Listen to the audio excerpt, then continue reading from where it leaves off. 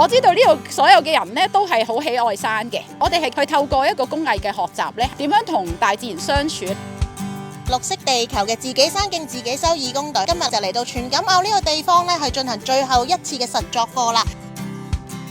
原先嚟到嗰陣時咧，呢條路咧好斜嘅，同埋咧好多沙石，同埋好多越野單車經過咧就有啲沖溝嘅。今日嚟咧，我哋就將佢鋪翻平佢。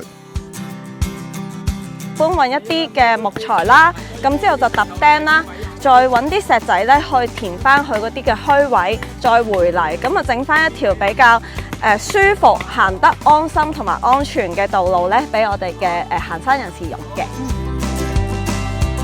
咁嗱，呢度咧我哋就做緊一個叫做排水溝嘅設施啦。我哋見到下邊咧嗰度嗰個水土流失咧都非常之嚴重咁樣啦。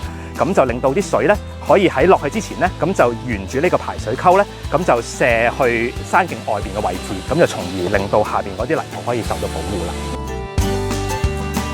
就係因為有啲非法嘅越野單車喺度行啦，行呢度痕出嚟，咁再加上雨水嘅侵蝕咧，令到呢度咧變咗一個基本上一個 V 型嘅深坑，去到我哋差唔多膝頭哥以上嘅位置。正常嘅行山人士行過嘅時候咧，就反而係非常之危險啦。雖然睇落去其實可能係大家行過係1秒嘅事咯，但係之後可能過幾個月再嚟睇翻，你會知道我呢個山徑係糊咗土咁樣嘅。咁喺我身後邊呢個咧，其實本身咧就係一個沖溝嚟嘅。我哋今次咧要做嘅嘢咧，就係嘗試去即係循環再用啊！我哋將呢度附近嘅一啲枯枝同埋枯木咧，我哋咧嘗試去填補翻呢個空間，等雨水沖刷啦，啲沙石再沖落嚟啦，讓佢慢慢成為翻一啲土壤咯。我哋究竟進入咗大自然發生咗啲咩問題啦？係啦，我哋點樣去修復佢啦？點樣去日常係可以咧係減少點樣去對佢一個破壞？隻手有少少震震地啦，但係咧個心係好富足嘅，因為覺得咧好有意義嘅一件事。原來我哋平時行嘅路咧係咁辛苦去做出嚟嘅。每一級都來得不容易咯，即係平時行山嘅時候見到啲石級啊，好容易咁樣行到，咁但係原來每一個都好難可以去做，咁就更加要去保護我哋嘅山徑。整個過程雖然係有啲攰啦，但係咧係開心同埋好滿足。有冇搬到木材啊？有搬木材啊！邊一碌係你搬㗎？呢碌啊，好多碌都係我。好多時我哋行過條路咧，就嗰條一條路咯，我哋用佢就係好似一個享受，但係其實我哋可以喺背後諗多少少。其實條路即係如果真係要去維護嘅時候，就算可能我唔係去做維修嘅，我去用嗰條路嘅時候，我點樣可以減少佢個耗損咧？等佢可以即係可持續山徑啊嘛。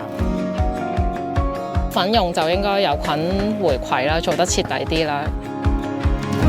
本身我自己都好中意行山嘅，咁以前亦都有玩一啲跑山比賽啊啲咁樣啦，咁都會想希望我哋呢啲嘅山徑啊，呢啲咁嘅優美嘅環境啊，都可以一路 keep 住咁樣，之後嘅朋友都可以一路享受得到、欣賞得到、玩得到。佢而家整個平均多啊，好玩好多啊！其實呢個係一個好開心嘅經驗，因為我覺得可以自己喺香港跑咗咁靚嘅山，然後落翻手去做翻咁靚嘅步道。